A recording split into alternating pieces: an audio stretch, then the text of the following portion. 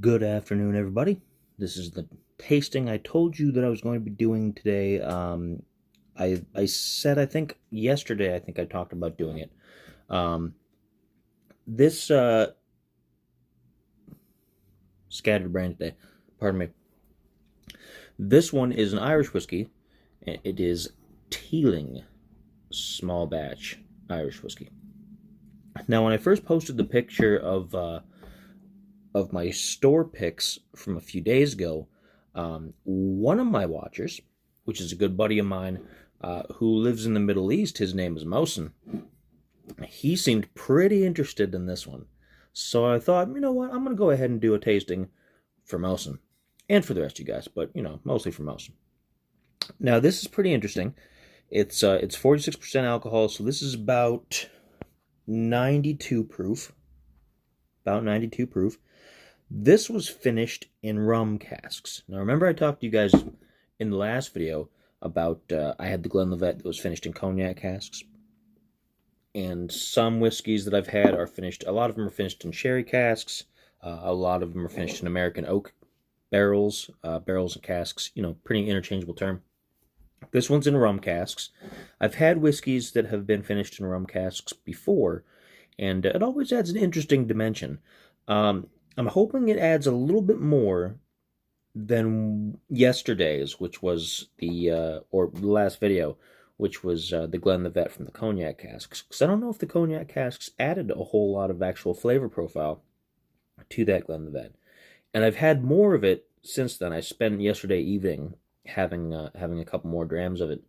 And I decided I like it. I decided I really do like it. But it's not very in your face. It's very mild. It's very not very ostentatious. So if you like a whiskey that isn't going to slam your taste buds and smack your face around, it's a good choice. It's a good choice. So this, of course, is Teeling small batch Irish whiskey, finished in rum casks, 92 proof.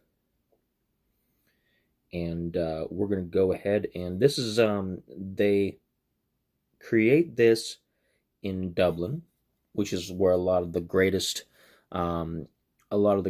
Irish distillers are located. You've got Teeling now, you've got Jameson, you have Roe & Co., which is excellent, by the way. I do have a bottle here, but I've already tasted it for you guys. And I keep thinking maybe I should do more comparisons with the Roe & Co., but I'm just like, oh, the Roe & Co. is just so delicious, and it'll probably overwhelm everything else. So, here we go. I'm going to pop the cork. Nice, satisfying little pop. There's a lot to that. I'm getting a burst of almost like a coffee smell. Definitely, you can smell the alcohol content too, so that's kind of an unnerving sign. Usually, if you can smell the alcohol part and less on the flavor, then you're kind of like, what am I going to be drinking here? A little bit of nail polish remover, which doesn't necessarily mean that's going to translate to the taste. Sometimes you get that smell from some of your lower end whiskeys, and you pour it and you down it, and it's like, I can taste the nail polish remover kind of flavor. But sometimes you get that scent. It just tells you it's a really powerful concentration of alcohol, but it does not translate to the flavor profile, which is excellent. I'm hoping that's the case for this one. I don't want to knock it before I've actually poured it in the glass here. But I do get a little bit of coffee, a little bit of nail polish remover. So let's see here. Let's pour it on in there. And it's a good color. It's a good color. Scratch my nose here. I always got to scratch my nose. Let's take a look at the color here.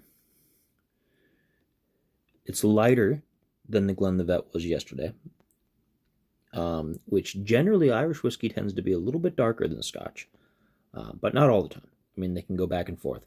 This is a nice auburn gold kind of color in there, and I hope you guys are getting the color nice here. It's very pale gold, kind of like a a very autumny, very very seasonal kind of look to it. A little bit better on the smell when you get in the glass. I'm still getting some of that coffee. Not as much as the nail polish remover. Adding my 3 drops of water, of course. 1, 2, 3. Look at this whiskey purist putting his water in there. It's got a real complex scent to it. It really does. Because the more I sniff at it, the more elements kind of come out and kind of like get into my nose here. It does smell better once it gets out of the bottle and into the glass, though. Let me tell you that that nail polish remover smell, it's mostly gone away now, which could be a little bit from the water as well. Don't mind the air conditioner kicking on back here. It gets pretty hot here in Ohio this time of year. So let's stop sniffing about and take a taste of this and see what we think. Bottoms up.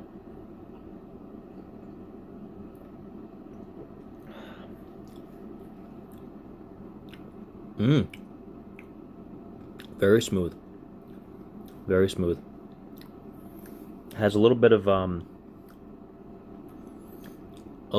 fruit, a little bit of fruitiness, kind of in the apple juice kind of range. Tiny bit of maybe melony, kind of melon. It gets up into your nose too. Like all of a sudden, I was already kind of scratching my nose, and it kind of gets up into the sinuses a little bit, a little fumy.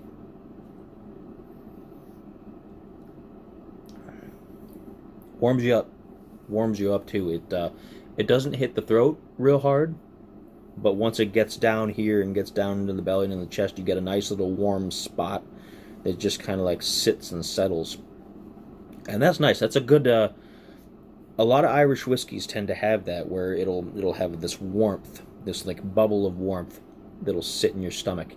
Some of them are better than others. Some of them hit and it's kind of like it's real hot down there, but other times it's nice and pleasant. So this is nice. Good mouth numbing effect a little bit. A good whiskey will always initially give you a little bit of numbing on your tongue for the taste buds. It'll numb the taste buds that aren't going to be going after the bulk of the flavor, and then the other taste buds that are really kind of more into some of the subtleties are going to be more developed in that case.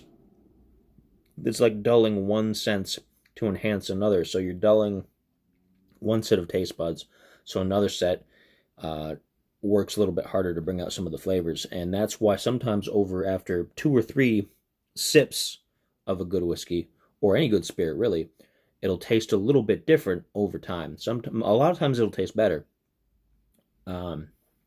Sometimes it'll taste worse. I've had whiskeys like that are kind of like, the more you drink it, the worse you're kind of like, ugh, why did I buy this? But that's not too often. I'm pretty choosy with a lot of the stuff I get. But let's take another little sip here.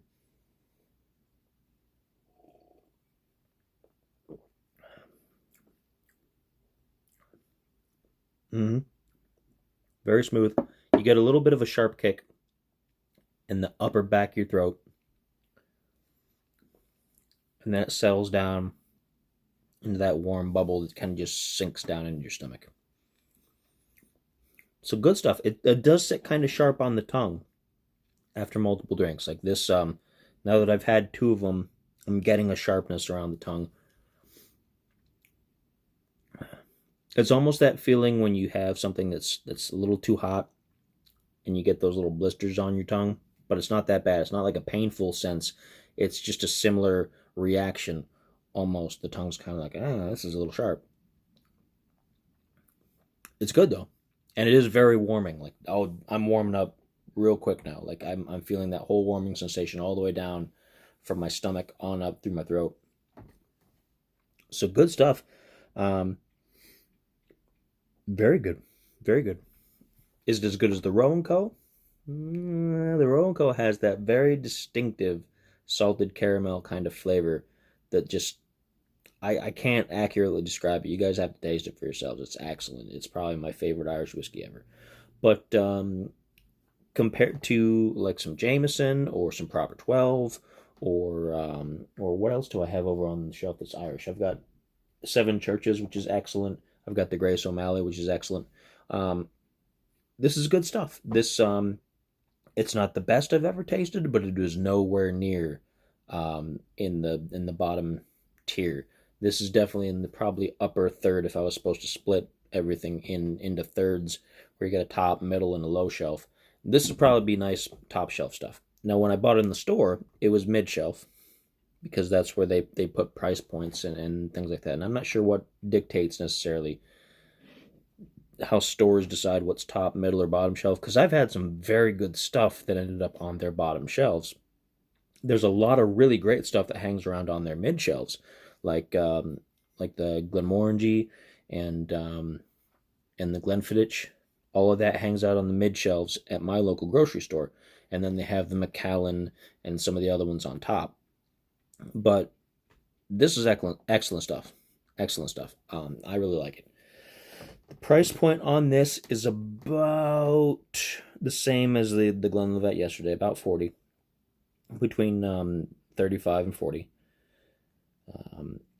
When I went to get this last batch, I wanted to diversify a little bit on quantity rather than just pumping all my money into one expensive bottle. So I spread out my allocated funds this time and got multiple bottles that were all in the 35 to 40 range. Also, because I don't think I review enough of those. I think I do a lot of $50, $60 bottles and up, and those are pretty pricey. I mean, people don't always have just 50, $60 just to drop on something that they're going to drink through in a week or two. So this is more affordable. This is definitely in the 40 and under range, and it's good stuff. I like it. I can see, I think, now that my mouth is clearing out a little bit, it's leaving behind almost a fresh feeling. Like when you have a mint, like a peppermint or something, and you've had it and you've let it dissolve, and a couple hours later you've got that little, like, that post-mint mouth feel almost.